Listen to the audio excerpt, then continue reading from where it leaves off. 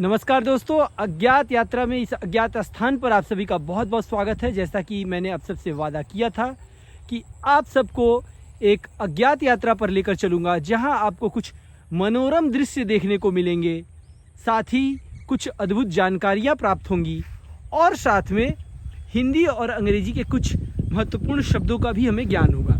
मतलब learn with fun वाला मामला है। तो दोस्तों मैं बता दूं, आज हम लोग एक खेत में हैं, जहां पर आप देख सकते हैं फसलें उगे हैं। बेसिकली ये धान के पौधे हैं, देख सकते हैं, और इसमें बालियां आ गई हैं। थोड़ा और जब ये पक जाएगा, थोड़ा और समय लगेगा, तो आप दोस्तों देखेंगे कि ये पूरा खेत सुनहरा हो जाएगा। और जब यह सुनहरा हो जाएगा तो हम लोग इसके लिए जो शब्द प्रयोग करेंगे साहित्यिक ढंग से, सुनहरे फसल के लिए गोल्डन क्रॉप्स।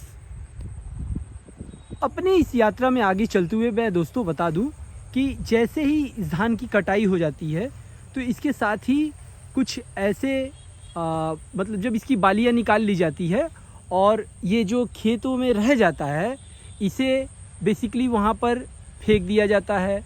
कुछ किसान इसे जला देते हैं और यहीं से समस्या शुरू होती है पराली की। जी हाँ दोस्तों, पराली, जिसे दिल्ली के आसपास के क्षेत्रों में पराली कहा जाता है, ठीक है। पुआल भी कई लोग इसे कहते हैं। और देखिए वहाँ पे कुछ ऐसे वेस्ट पड़े हुए हैं और इसका इंग्लिश होता है दोस्तों स्टबल। स्टबल, पराली का इंग्लिश होता है स्टबल। खेतों से होते हुए दोस्तों आप देख सकते हैं हम लोग आ गए हैं उस पराली के ढेर में, जहाँ पर पराली को फेंका गया है, जिसके लिए हमने स्टबल शब्द का प्रयोग किया।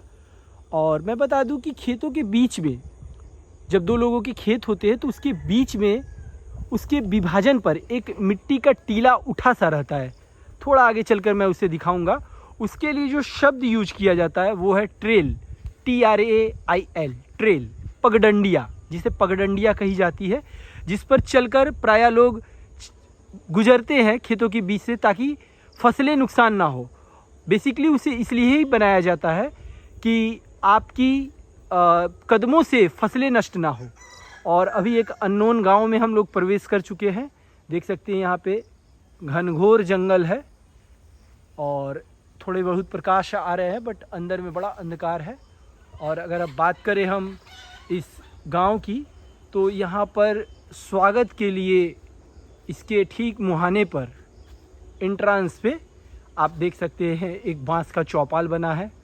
तो चलिए देखते हैं यहाँ पर कौन कौन। चौपाई के लिए क्वार्टेन शब्द का प्रयोग किया जाता है, क्वार्टेन, बट यहाँ पर मैं देख रहा हूँ कि 9 पाई है, इसलिए मैं इसका इंग्लिश बाद में ऐड करूँगा खोज कर।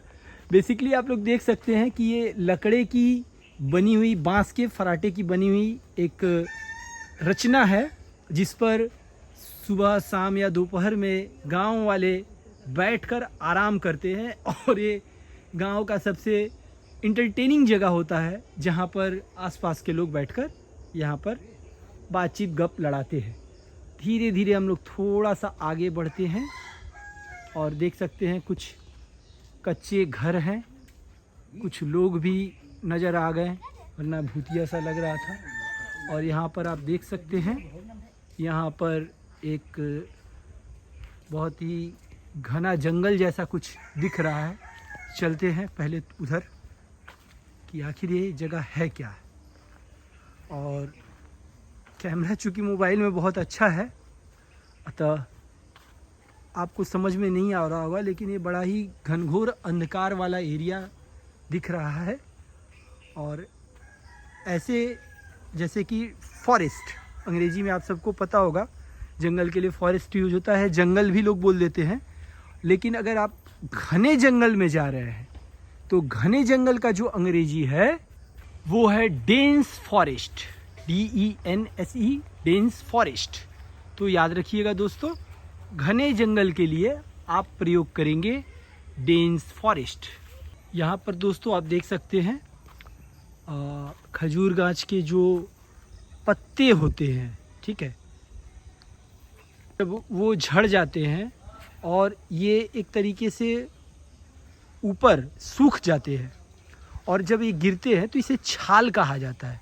ठीक है, कई बार आप देखिएगा जैसे कि ये तना है गाछ का, तो इस पर से कुछ छाल छिलका जैसा कुछ निकल कर नीचे पड़ जाता है। ठीक है, तो ऐसे छाल को हम लोग अंग्रेजी में बार्क कहते हैं। अगर सूखा हुआ छाल है तो उसे हम कहते हैं ड्राइड बार्क।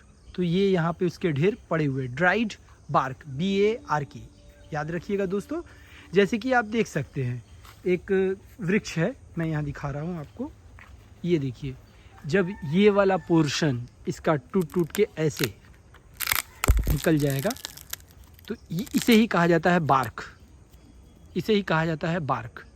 और जब ये सूख जाता है पड़ा पड़ा, जिसे जलाने के काम में लाया जाता है, तो ये हो जाता है ड्राइड बार्क।